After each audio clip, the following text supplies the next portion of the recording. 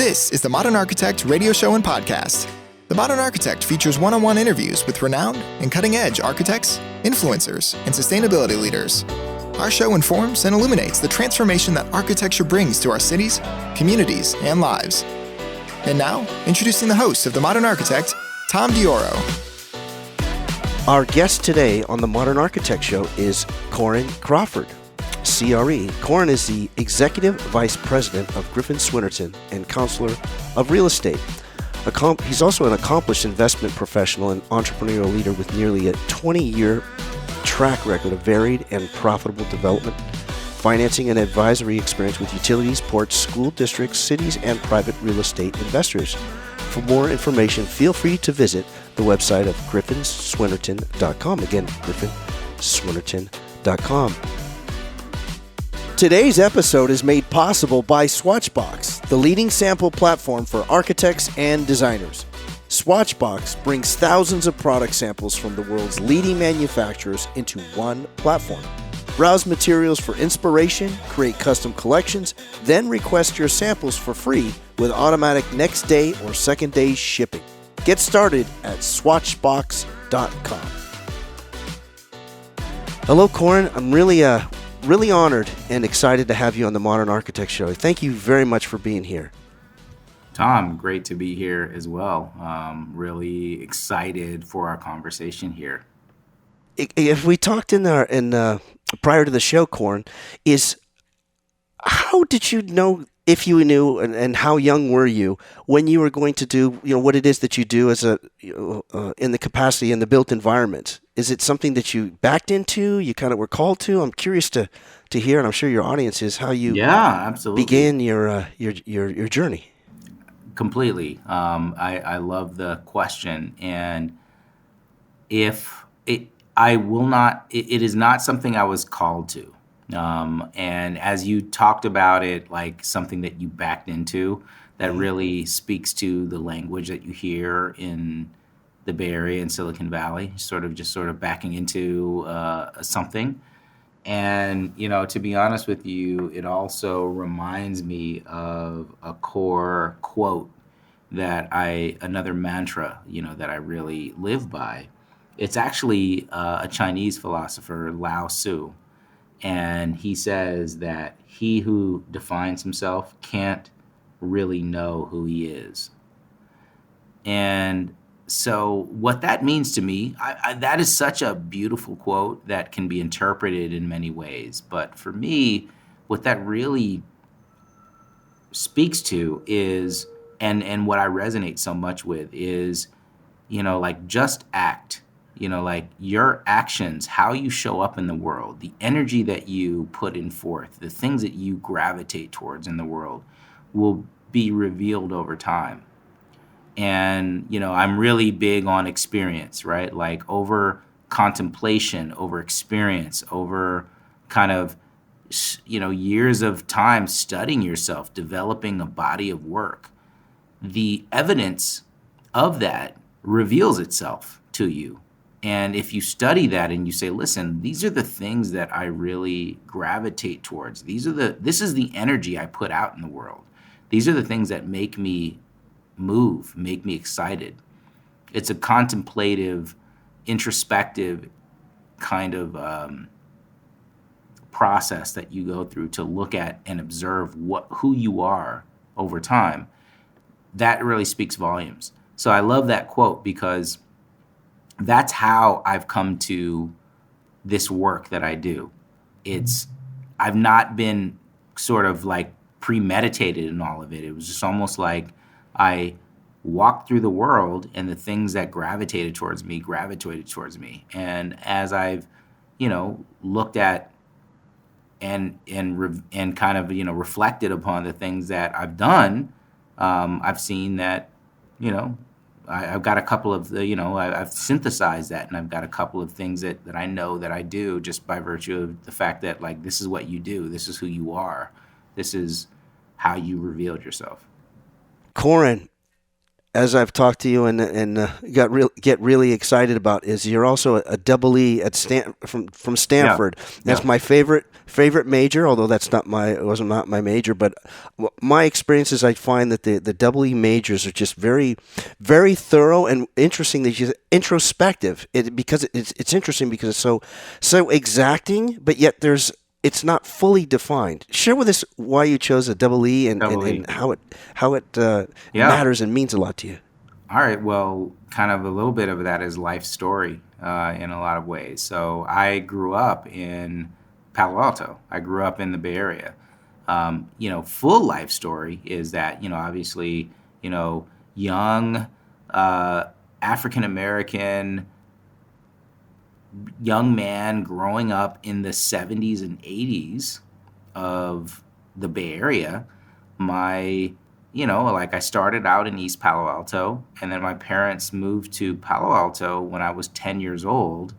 And all that time, my mom went to Stanford. My mom was a grad student in Stanford. My dad was in the Silicon Valley when Silicon Valley was defined by semiconductors and products that actually use silicon as their sort of underpinning substrate, if you will, to develop economic prosperity. So I had these parents that were very much involved in technology and computers, and my background really was like I was born in Stanford Hospital. I was my first job was to work over the summer in as somebody,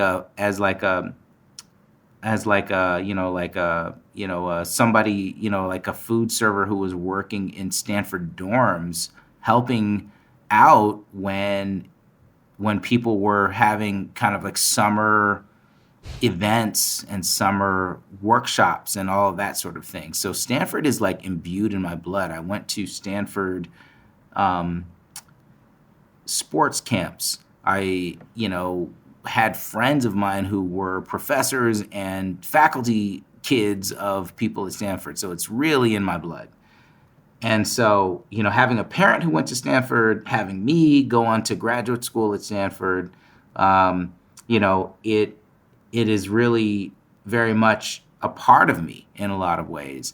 Having gone through high school with that being the backdrop of where you hope to be. So that's how I like to describe like how Double E came into my being, is that I've got these engineering parents. I've got years and years of experience working as a summer intern in the technology industry in the 90s, and just being really fully enmeshed in the whole culture of what established what Silicon Valley is today, from somebody who grew up in it years and years ago. Excellent. And I share with you as well, I'm from San Mateo, California. I grew up in San Mateo during the 70s and 80s as well. Indeed. It's a bit of a baited question, although we've just met Korin.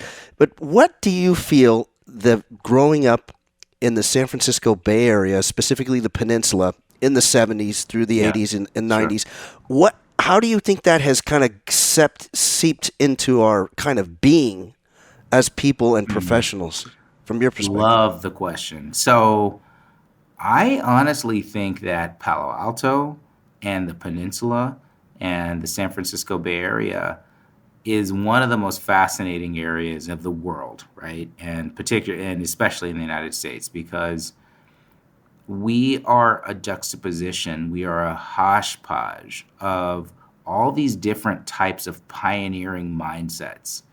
If you think about the political activism that was in San Francisco and Oakland in the 60s and 70s, with respect to like the hippie generation got started in San Francisco and Haight-Ashbury.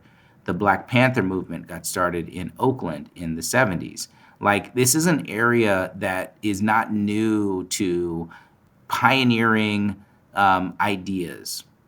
And the people who moved to Stanford were, before Silicon Valley and the tech industry was this incredibly lucrative, high potential global industry in and of itself, it really attracted people who were genuinely very intelligent and very originalist in their thinking, without a sense of, is this lucrative? Is this something that's going to make me billions and millions of dollars? It was like this sort of like originalist, intellectualist, creative group of people who, gravitated towards Stanford and really defined the broader thought of like how to be creative and how to invent new things in Palo Alto and Silicon Valley and beyond. So I think that all of that DNA, if you will, like really speaks to the peninsula and San Francisco and the East Bay at large. And so you got these people who really were originalists. They were creative. People knew that what they had to offer was going to help and change the world. And then, 40 years, fast forward 40 years, there's this incredible I shouldn't say new, but there's this incredible industry of technology and innovation that the whole world wants to emulate. But it started with people who weren't really focused on money or weren't focused on I would say even capitalism for sure. It was just like people who thought that they could make the world a much better place by taking their brains and their more naturalist ethos into the modern world. And to be raised in the 70s and 80s in that environment was amazing because people were so open to all types of new ideas. So to be someone who was raised in that, you were really, imbued with this sense of like anything is possible. Nothing is holding you back. Yeah. Outstanding response. The best I've actually ever heard on the topic. This is the Modern Architect at KZSU Stanford 90.1 FM. We're talking today with Korin Crawford. Korin is the Executive Vice President of Griffin Swinerton and Counselor of Real Estate. For more information, feel free to visit website at griffinswinerton.com. Again, that's griffinswinerton.com. Korin, if you would be at liberty to share some of the projects that you're most recently working on, I'd love to hear it. Yeah, happy to. So I lead a company that is at the intersection of infrastructure and real estate.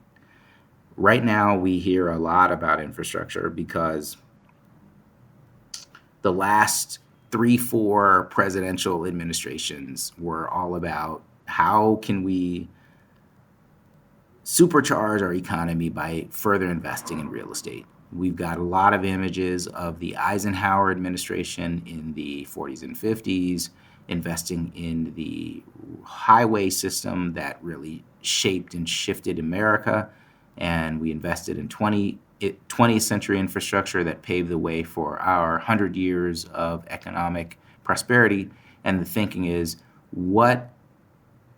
how can we reinvest in 21st century infrastructure that will pave the way for the next 100 years of economic prosperity in America and from a global perspective?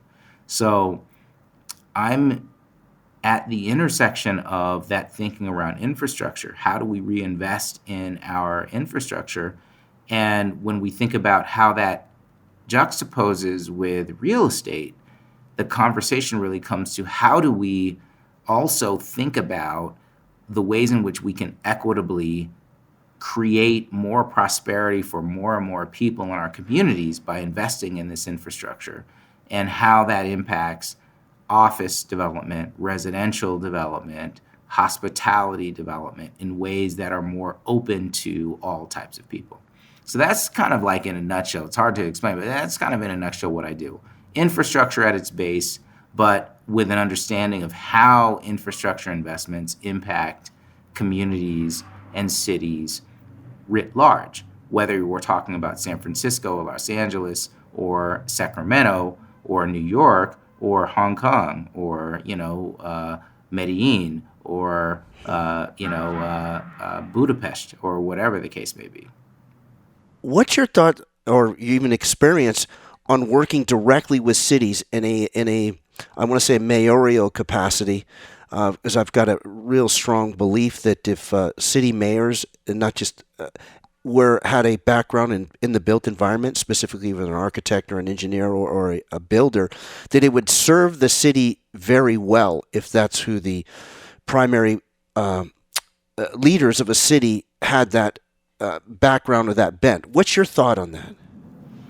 Okay, so try to restate that for me for a second. Sure. If you had at a mayor level, a vice mayor level, that it was somewhat not a requirement, but that at that top level of leadership in a city, that you had a person or people who have a background in the built environment, specifically architecture, engineering, or building. If they had that background as a mayor, that it would actually serve the city maybe more effectively, rather than just a political. What's your thought on that? That? Yeah. Well, like you count Korin as mayor of Palo Alto, imagine. Yeah, sure, absolutely. Well, okay, so a little background is that I now live in Southern California. I live in Santa Monica, in Los Angeles region, and moved here 6.5 years ago. I used to live in the Bay Area and spend most of my professional career in the Bay Area. Palo Alto, Mountain View, Oakland, San Francisco, all of these different places, Menlo Park, all those kind of places are kind of my roots, my genesis. But I moved to LA, and I moved to LA to lead infrastructure and public-private partnerships for the city of Los Angeles. So was kind of in the room with the mayor of LA and in the room with the CAO, who is equivalent to the city manager of Los Angeles, as major decisions were made for billions and billions of dollars of infrastructure projects in a city like Los Angeles. What I like about Los Angeles is the scale. 4 million people in the city of Los Angeles, second largest city in the country. First largest city, New York, 8 million people. The county of LA has 10 million people. So, 1/4 of all the people of California live in Los Angeles County. 4 million people live in the city of LA. Oakland as a city is 400,000. So think about the city of LA being 10 times the size of Oakland. The scale is massive. And that's what I like to think about. So I was at the helm of infrastructure and public-private partnerships for the city of a scale like that. And it's no small matter to think about when you're thinking about it at that scale. And so to advise mayors who are thinking about these issues, the thing that I actually was in a meeting with Mayor Garcetti at the time, and I mentioned that the choice of doing nothing, the choice of not acting, the choice of not making a decision is as loud as the choice of making a decision. Mm-hmm. So, we do not get to defer decisions that are pressing, that are challenging, because, if we defer these decisions, people can draw conclusions, and they, in fact, will draw conclusions about the deferral of the decisions as they do the decision that you're actually making.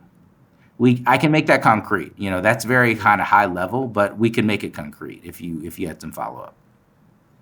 Wow.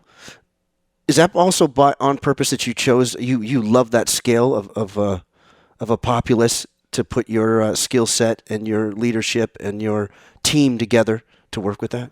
Yes, definitely. I think the scale is important when you're talking about infrastructure and just general built environment issues, which is what I do, because that was the thing that almost I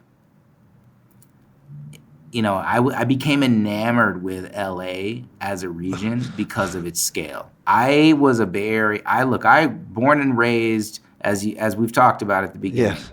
Palo Alto, Stanford, Bay Area, San Francisco, Oakland. I lived in all of those places, and I was very much like, I'm a Bay Area person. I'm not gonna move to LA and form roots in LA. I'm not gonna be down here very long. I'm just gonna try this new, work, and then move right back to the Bay Area. And that was my thinking. And I became enamored with LA because of the scale, the conversations. Look, I mean, the Bay Area has the smartest people on the planet. Stanford, Berkeley, the broader Bay Area. Those are the smartest people, the most innovative people on Earth, and you get a lot of benefit from that. But what you don't get the benefit of by living in the Bay Area is scale. You get the benefit of scale in New York City, 8 million people, and you get the benefit of scale in the city of Los Angeles. And so certain conversations sort of accrue to you by living in those areas by the scale, regardless of how smart you are. And so that was what was interesting about living in LA or even just traveling to New York, is that there's certain conversations that are happening in these regions that do not happen in the Bay Area by virtue of scale and scale alone, regardless of like how smart and innovative you are. Outstanding. This is The Modern Architect, KZSU Stanford, 90.1 FM. Our public service announcement for Korin's show today is for Fuse Corps. Fuse is dedicated to freeing the country from the social and economic barriers to opportunities that have been perpetuated by a history of systemic and institutionalized racism. They partner with local governments and communities to more effectively address pressing challenges by placing experienced professionals in local government agencies. The Fuse Executive Fellows lead strategic projects that are designed to accelerate progress and advance racial equality. For more information, feel free to visit their website at fusecorp.org. Again, that's fusecorp, CORPS.org. We're talking today with Korin Crawford, Executive Vice President of Griffin, Swinerton, and Counselor of Real Estate. For more information, you can visit, or feel free to visit their website, at griffinswinnerton.com. Korin, with the architecture and construction business evolving, specifically during the pandemic, the expectations for architects, engineers, and builders evolves as well. What's changed in your experience over the last, say 2 or so years? Well, that's a great question. I really think that what's changed is how the world and economies are not defined by large-scale regions as they were before. So, for instance, like many cities throughout the world experience very similar pathways and trajectories, regardless of what country they're in. I'm a part of an organization called the Counselors of Real Estate, and we talk to chapters in Europe and Latin America and Canada and North America and in the United States. And what we find is that there's so many similarities between being within a major metropolitan region and then the outlying suburbs and smaller cities. And those economic trends and factors influence themselves in lockstep with each other, regardless of what country you live in. So if you're in, Frankfurt or whatever, or Berlin, and you have this major metropolitan center and the things that you experience as the epicenter of that metropolitan region and then the suburbs of that region, and then you could compare that to what's going on in Vancouver or LA or San Francisco or Hong Kong or Tokyo or Malaysia or Kuala Lumpur or Lima, Peru. All of these places sort of start to demonstrate very similar patterns. so that like we're not so much defined by country or even state as we are by metropolitan center. We're more defined by cities throughout the world as we are through localized economies. Wow. So Yeah, that just to follow on real quick is like you by having a great experience of understanding how the built environment works in the Bay Area could transport that experience to different places in South America or Asia and have a general instinctive understanding of how those economies work by that experience more so than you would by understanding how the country writ large works. Wow. So do you think growing up where you grew up also influences? Obviously, we have maybe wherever our parents are from or great grandparents are from, but also the very cities that we're from influence us as a culture itself. Yes, I do. Definitely, I think that I was incredibly blessed to grow up in the Bay Area in a time where, my parents used to describe it where it was just sort of like the love movement in a lot of ways, right? Like there was a lot of love and a lot of possibility.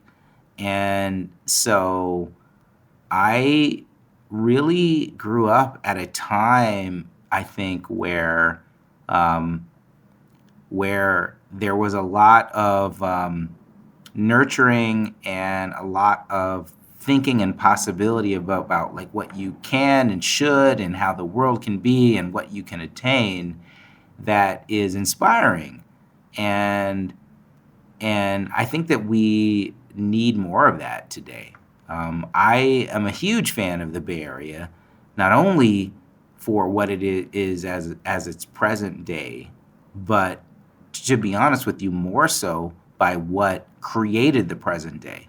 So the Bay Area is this really great place, but I don't think that it was what is nice about the Bay Area is not like what it currently is. It's more like what created the conditions for it to be such an open-minded, innovative place.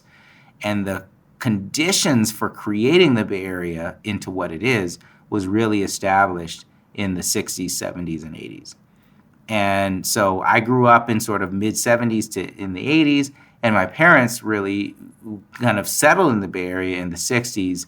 And I really do feel like that kind of period of sort of 1960s, 1970s, 1980s, those sort of 3 decades created the conditions for the Bay Area to be what it is today. And so if you really immerse yourself into the ethos of what it was like to be in the Bay Area in those times, history is, in a lot of ways, predictive of the future. So if you really immerse yourself in the history of what that is, then it really starts to translate to what we currently experience. So that's how I think about like the Bay Area. Outstanding, really, Korin. Korin, what would you like to share on your show today that we may not have talked about that you've got a top of mind or you'd like to share? That's a great question. I think that the thing that I would want to share would be that it's really important to, kind of like love where you are, love your place, and advocate for it. So like I'm a little bit of a person who loves the Bay Area and I advocate for the Bay Area. I'm a person who loves LA and the region of LA and I advocate for it. So that sort of means that I love California. Sure does. And like there's a lot of thinking right now, a lot of people who are looking at the California as a place that's tough to do business. It's got so many taxes, it's got so much regulation, it's got so many things that are going on in it. And so there are other regions of the United States that are growing pretty rapidly that are more quote unquote business friendly. And that all might be true. No doubt that might all be true. But like, I think that there's a point in time where you put a stake in the ground and you say, this is what I do. This is what I love. This is what I represent. And so like, I really know what I do, in terms of like how I'm a change agent in the built environment writ large, broadly speaking, infrastructure, real estate, public policy, all these different issues. And I also really love California as a place that has raised me, that's incubated me, and that I want to see continue to be this kind of beacon for what can be in the world at large. So I'm here, I'm not going anywhere, and I'm like trying to continue to advocate for it. And I think that like that to me is really important in the world and in the business. I've had people who said, you are this developer, you're working in the built environment, it's tough. Like, why don't you go on to software? Well, I've been in software, and I've said, listen, at the end of the day, like, this is what I do. Lastly, I'll say is that, and look, I'm not trying to delve into political waters, but like, I really gravitated towards something that Peter Thiel said not too long ago, and he said, like, most people need to really dig into like what they do. Families 150 years ago were like, we're locksmith, we're ironsmiths, we are musicians, we are as a family are rooted in a certain field, and we cultivate over multiple generations what it is that we do. And so like, I think that there's some wisdom in that. And so I really think that like eventually people need to confront like this thought of like what it is that I do. What energy do I put forth into the world? And with the shifting winds of time that can draw you from different things to different places, you got to like have anchors to say, yeah, all that stuff is great. It's cool. Maybe I can make a lot of money, but like what I do is this. And you can get a lot of that. You can go very far with having an anchoredness into like what you think it is that you do. And I'm going to put forth this energy into the world, and I'm going to like contribute in this way. Korin, it's been a true honor and pleasure having you as our guest today. Thank you very much. Thank you very much, Tom. Again, love these conversations, and I'm really glad to be on this conversation in this moment. Yeah. Thank you very much, Korin.